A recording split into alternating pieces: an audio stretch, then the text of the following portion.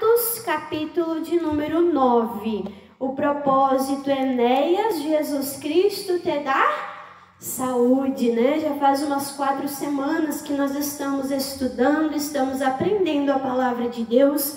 Eu quero dar uma relembrada aqui com os irmãos, tudo que nós já estudamos até agora, e nós vamos entrar em palavra, em matéria nova. Deus vai falar o nosso coração em o nome de Jesus. Atos, capítulo de número 9, irmãos, versículo de número 33, diz assim, ó: e achou ali um certo homem chamado Enéas. Como é que Enéas estava? Jazendo numa cama havia 8 anos, o qual era paralítico. Versículo 34, e disse-lhe Pedro: Enéas, Jesus Cristo te dá saúde, levanta-te, faze a tua cama. E o que, irmãos?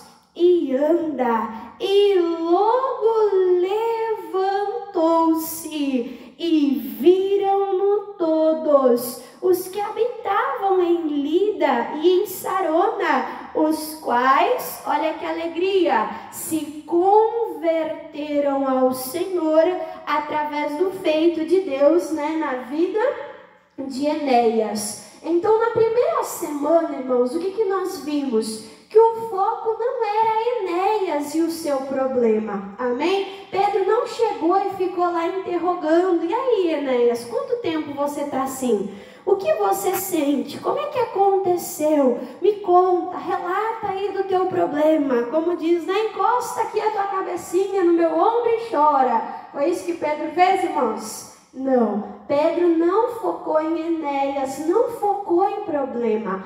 Pedro pregou quem? Jesus Cristo. A palavra de Deus diz olhando para Jesus, porque Jesus, ele é o autor e o consumador da nossa fé. Não importa o que te trouxe até aqui, irmã Dani, foi uma doença, irmã, foi uma tristeza, uma depressão, foi um problema, irmã Dani, no casamento, irmã, é uma tristeza, uma falta de paz, uma falta de alegria. Não importa, irmãos, o que te trouxe até aqui. O que importa é que Jesus nos dá saúde. O que importa é que Jesus é a saída. Jesus é a solução para os nossos problemas. A palavra de Deus diz que nós teríamos as nossas necessidades supridas aonde? Em Cristo Jesus. Precisa de paz? Ele é o príncipe da paz. Precisa de alegria? Um dos frutos que o Espírito Santo gera em nós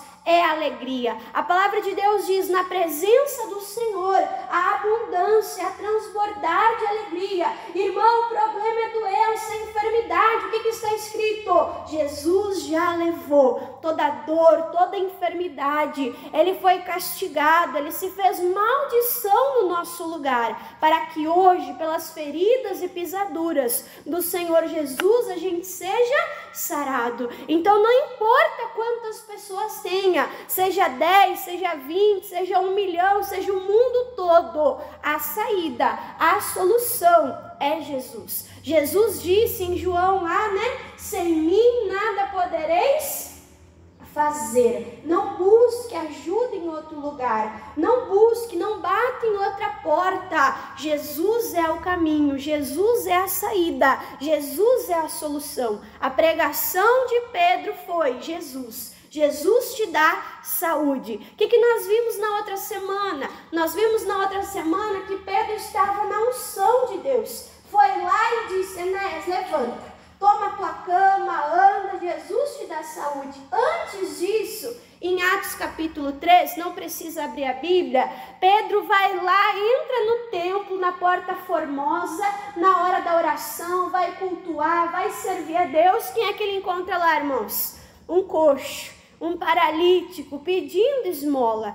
Aquele homem olha para ele, olha para João, esperando receber uma coisa, esperando receber ali uma esmola, mas ele diz: olha para nós não temos ouro, nós não temos prata, mas o que nós temos, que é Jesus, que é o poder de Deus, nós te damos. Levanta e anda. Aquele homem se firmou nas suas pernas, entrou templo adentro, saltando, louvando a Deus com alegria, e ele teve ali a sua perna, o seu corpo restaurado, irmãos, pelo poder de Deus. E às vezes a gente fala assim: irmã Dani, eu quero ser uma bênção na mão de Deus. Irmã Dani, eu quero ser usado por Deus. Mas as coisas na vida de Pedro, irmãos, aconteceram do dia para a noite. As coisas na vida de Pedro aconteceram do noite para o dia? Sim ou não? Foi de uma hora para outra? É isso? Não. Teve um processo de Deus na vida de Pedro. Amém? Pedro, ele afundou. Pedro, ele foi andar sobre as águas. Ele começou a andar, ele começou a olhar para Jesus. Ele começou a avançar. Mas conforme ele tirou os olhos de Jesus, ele começou a afundar na água. E ele afundando, começou a pedir socorro. Jesus estendeu a mão, tirou lá o Pedro da água. Sim ou não, irmãos? Aconteceu ou não aconteceu? Não relata a Bíblia assim? Pois então, Pedro afundou. Só que muitas vezes a gente joga pedra em Pedro, né? E diz: ah, Pedro afundou. Mas ele provou o que muitos discípulos não provaram. Sim ou não?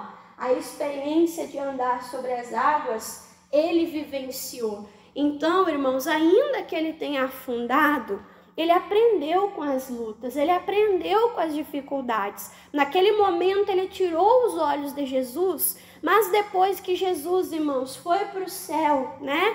O que ele aprendeu? A levar os outros a olhar para Jesus. No templo lá na Porta Formosa, ele disse: olha para nós. Nós não temos ouro, o homem não pode fazer nada por ti, mas o que nós temos, que é Jesus, é o poder de Deus, nós damos agora. Levanta, em nome de Jesus, levanta e anda. A mesma coisa, ele chegou para Enéas e disse: olha para Jesus, é Jesus que vai te dar saúde. Então nós temos que aprender a andar com Deus, olhando para Jesus. Irmã Dani, mas eu ainda não sou perfeito, a minha fé às vezes vacila, oscila, mas aprenda com Deus, irmãos. Aprenda com Deus nas dificuldades.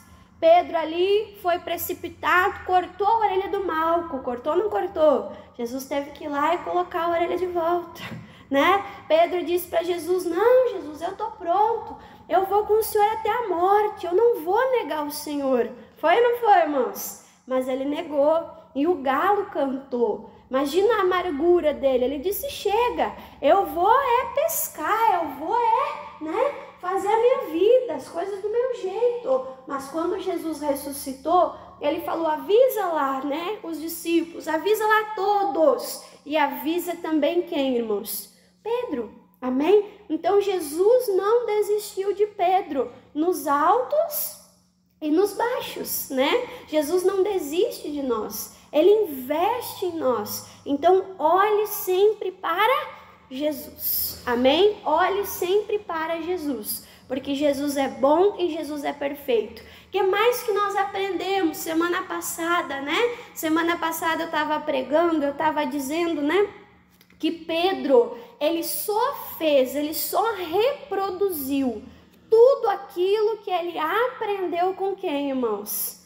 Com Jesus. Se você for ler lá em João, quando Jesus ele chega em Betesda e tem um tanque, a Bíblia diz que tinha lá um anjo que movia as águas e o primeiro que descia aquelas águas era curado.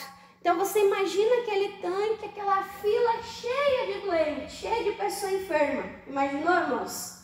Imaginou? E lá tinha um homem paralítico. Cada vez que alguém ia descer, que era a vez dele, alguém saltava na frente. E aquele homem perdia a bênção dele, e aquele homem ficava lá e não acontecia nada. Mas Jesus Cristo chegou. Jesus, ele falou que sabia o quanto tempo ele estava sofrendo. 38 anos aquele homem estava enfermo. O que Jesus disse para ele? Levanta, levanta, toma a tua cama. E faz o que, irmãos? E anda. A mesma palavra que Jesus deu para aquele coxo foi a mesma palavra que Pedro deu para Enéas. Levanta, toma a tua cama e anda. Porque lá em João capítulo 14, diz que aqueles que creem em Jesus farão as mesmas obras e ainda farão obras maiores. Jesus, ele te deu o poder dele. Jesus, ele te deu o nome dele. Jesus te deu a autoridade para você fazer as mesmas obras e você fazer maiores. Basta você crer e você ser, como diz a palavra de Deus lá em Coríntios, imitador de Jesus Cristo. Amém? Ouviu, viu, aprendeu, faz o quê? Reproduziu. Levanta, toma a tua cama e anda. Amém? Então nós já falamos de Jesus, que é o principal, que é o foco. Nós já falamos, irmãos, aqui de Pedro, sim ou não? Que foi um instrumento nas mãos de Deus. E falta nós falar de alguém. De quem, irmãos?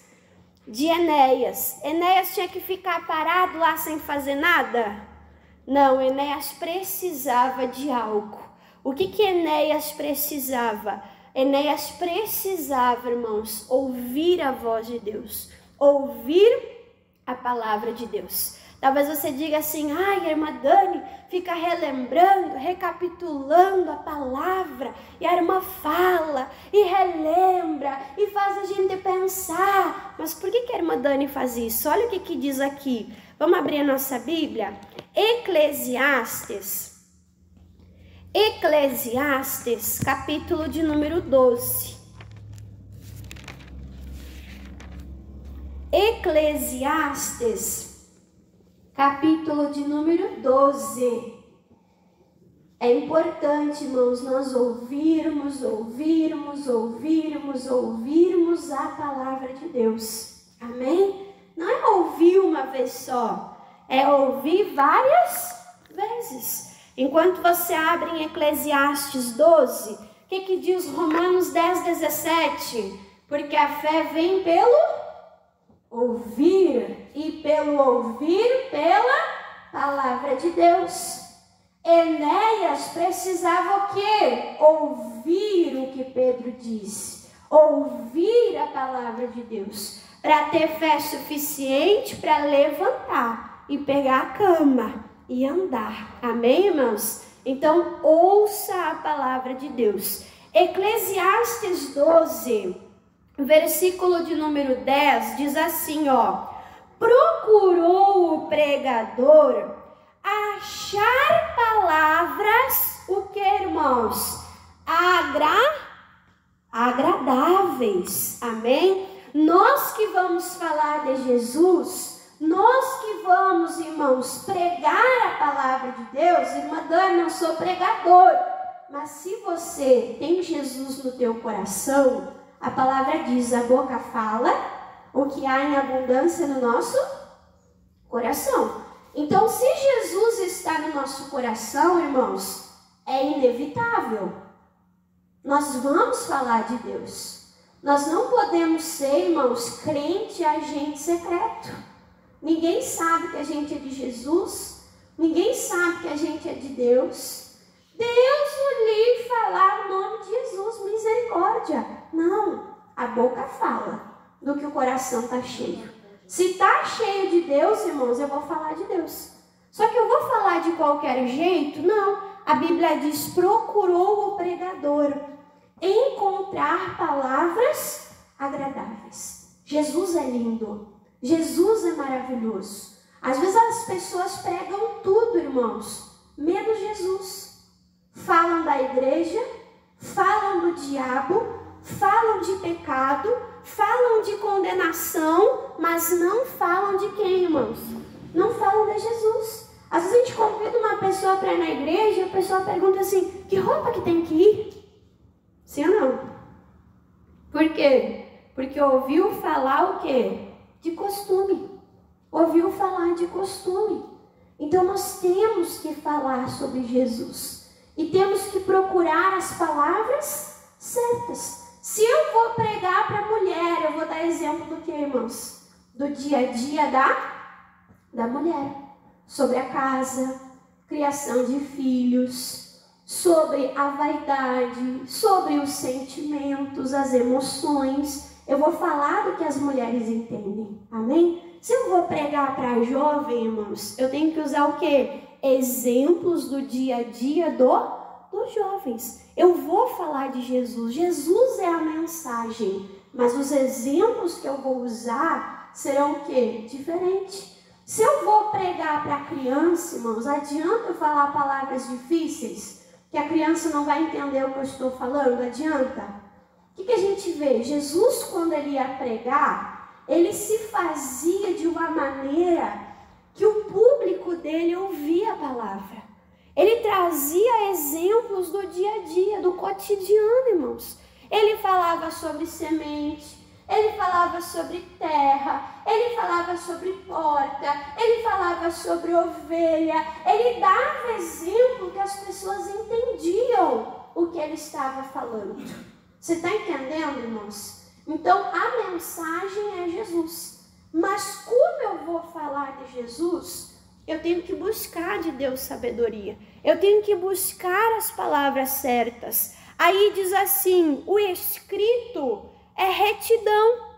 É o que, irmãos? Palavras de verdade. Eu vou falar retidão. Eu vou falar o que é certo. Eu vou falar o que é justo. Eu vou falar o que está na Bíblia. Mas eu vou falar de maneira que a pessoa entende. E aí diz assim, versículo 11. As palavras do sábio, daquele que prega, que fala com sabedoria a mensagem. A palavra dos sábios são como aguilhões. Olha só, como prego bem o que, irmãos? Fixados. Como prego bem fixados pelos mestres das congregações que nos foram dadas. Por quê, irmãos? Pelo nosso único pastor. Então a palavra de Deus, ela precisa ser pregada. Ela precisa ser o quê, irmãos? Fixada dentro do nosso coração, dentro da nossa alma. Se você pegar uma madeira e você colocar um prego e você der uma batida só, aquele prego vai ficar exposto, vai ou não vai? Sim ou não, irmãos? E se você for lá e você puxar, aquele prego vai sair, sim ou não, irmãos?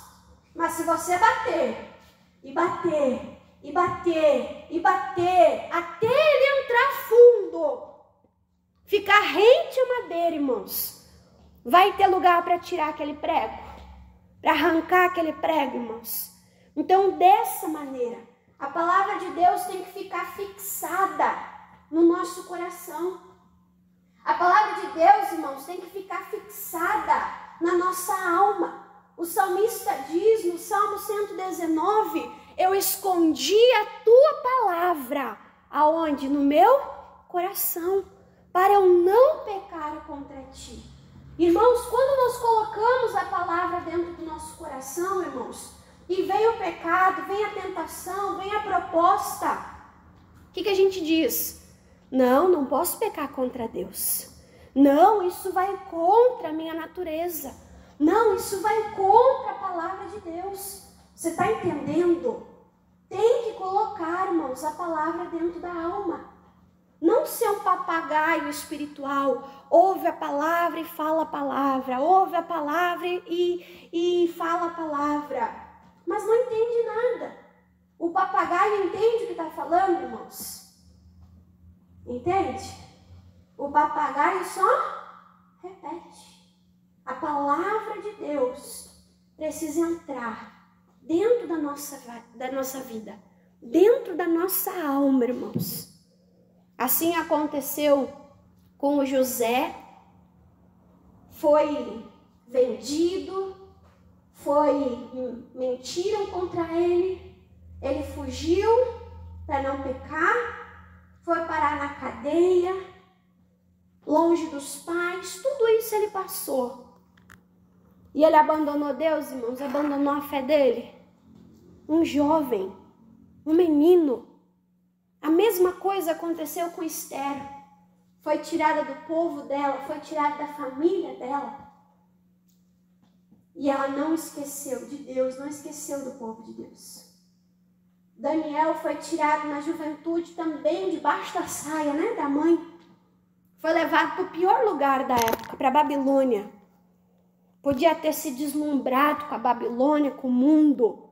Mas ele era um jovem de Deus. Ele tinha guardado, irmãos, a palavra no coração. Ele propôs no coração dele não se contaminar com as coisas da Babilônia. Não se contaminar, irmãos, com as coisas do mundo. Nós precisamos guardar a palavra de Deus no nosso coração. Deixa eu fazer uma pergunta. Mãe fala várias vezes a mesma coisa, sim ou não? Tem alguma coisa que você vai fazer que parece que você escuta a voz da tua mãe dentro de você? Tem alguém que vai fazer alguma coisa, lembra da voz da mãe? Minha mãe dizia, café não é coisa de criança. Irmãos, demorei para tomar café. Cresci, casei e não tomava café. Acredita? De tanto que eu ouvi a mãe dizer. A mãe dizia assim, olha, gente mais nova tem que dar lugar para gente de idade. Tem que dar lugar para pessoa com dificuldade. Mano, tu é o homem da casa, abre a porta para a mana. Vai atravessar a rua, não pise na grama, ela dizia. Né? Não pise na graminha, vai matar a graminha. Eu lembro, irmãos, um dia que eu fiz o pastor passar uma vergonha. Eu estava grávida e nós não tínhamos carro ainda. Nós estávamos andando de metrô. Na época nós estávamos em Ivoti, né? E quando a gente ia para Porto Alegre, a gente ia para Novo Hamburgo, a gente pegava o metrô, assim a gente fazia uma baldeação, né? E aí então eu entrei no metrô, né, junto com o pastor, e a gente sentou no banco preferencial. E a gente ficou sentado ali, daí um pouco entrou uma grávida, que eu brinco que a grávida era mais grávida do que eu. Como assim, irmã Dani, mais grávida, a barriga dela era maior, né? Ela estava com mais tempo de gestação. Quando eu vi, irmãos, aquela grávida vindo assim, ó, e nós do banco preferencial, irmãos, eu dei um pulo daquele banco. Não pensei, eu dei um pulo e botei a grávida sentada. Então imagina a cena, o pastor sentado, a grávida sentada e eu de pé. Imaginou? O pastor queria um buraco para se enfiar, né? Ele falou, amor, tu nem deixou levantar, tu pulou e deu lugar para a mulher. Mas por quê, irmãos? De tanto que a minha mãe falou, de tanto que a minha mãe ensinou, irmãos, eu não pensei, não me programei, eu vou levantar, eu vou fazer. Não, foi automático. Porque aquele ensinamento fez o que, irmãos? Entrou dentro do meu coração. Você está entendendo?